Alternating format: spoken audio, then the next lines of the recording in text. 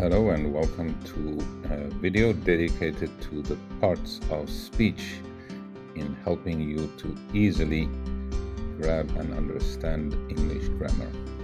Before we start, consider the sentence.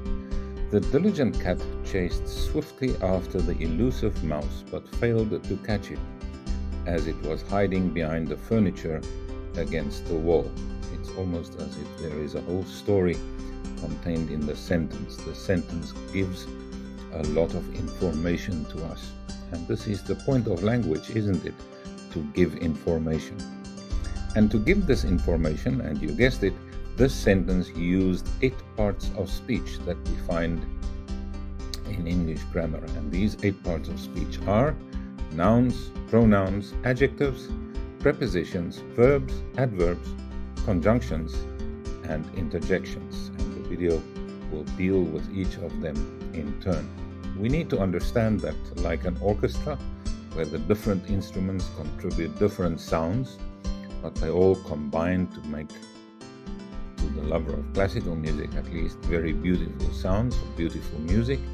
Every part of speech plays its own role in helping the listener or reader to understand the speaker or the writer. First part of speech, nouns.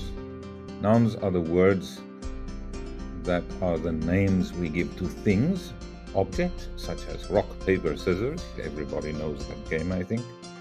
It's the name we give to places. We call them towns, cities, countries, farms. It's the name we give to persons. We can say a person is a man, a woman, or a child, or nowadays a person. It's the names we give to concepts. We can call somebody somebody has courage, somebody has valor, somebody is honest. Nouns are the basic and very important building blocks, obviously, of any language, because this is what we use to name things. Otherwise, we will just say things. The thing walked on the thing looking at the thing. That makes no sense, but we can say the man walks on the street looking into the windows of the shops. Nouns.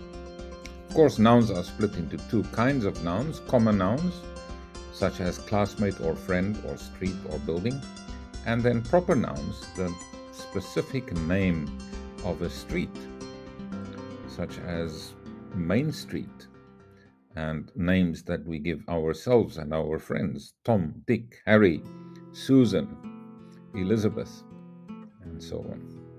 Second part of speech is pronouns. This is a word that we use as a substitute for a specific noun when the listener or reader already knows to which specific noun we are referring to. Tom, the specific noun, arrived late. He, the pronoun, was held up by traffic. We know he refers to Tom in this instance. But if we said he arrived late and was held up and he was held up by traffic, it would make no sense because we don't know which specific noun we are referring to. We know that pronouns help us to avoid repetition and help us to avoid sounding boring or irritating. Look at this. We invited Tom to the party and Tom accepted. Tom set off on time for the party, but Tom was held up by traffic. This meant that Tom was late and people looked at Tom disapprovingly when Tom arrived. You will agree with me, very boring repetition here.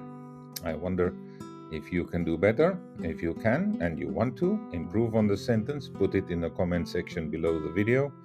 And please remember to subscribe. It's the subscribers that keep us going to make these videos to help you to improve your English. Third parts of speech, adjectives. Those are words that give us more information about nouns. Here is a noun. I saw a man being the noun. Was he old? Was he young? Tall? Short? Well-dressed? Badly dressed? Ugly? Handsome? Usually the formula that we find in speaking and writing is adjective plus noun. Look at the couple. We can describe this couple as happy or unhappy, young or old, handsome or maybe not so handsome, ambitious or lazy, friendly or unfriendly, and so on. Adjective plus noun give us more information about the noun. Fourth part of speech, verbs. Well, that's the action words, right? Like when they make a movie and the director shouts, lights, camera, action. Verbs are the doing words. Walk, run, swim, sleep, eat, dream. These are all verbs, all action words. Without an action word, a sentence has no meaning. Part 5, adverbs, like adjectives, give more information about nouns. Adverbs give more information about verbs, tell us more about the action, in what manner and when the action is being performed. I usually sing is the verb, loudly in the shower. Loudly is the adverb, it tells us about my singing. I often shower in the morning. Shower is the verb, and often shower tells us when the action is performed, frequently or often.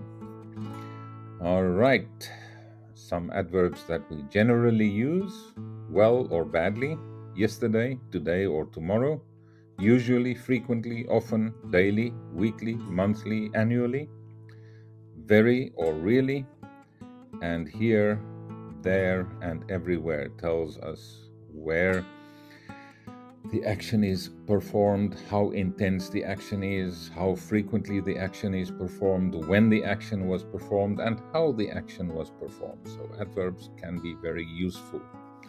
6 parts of speech, prepositions.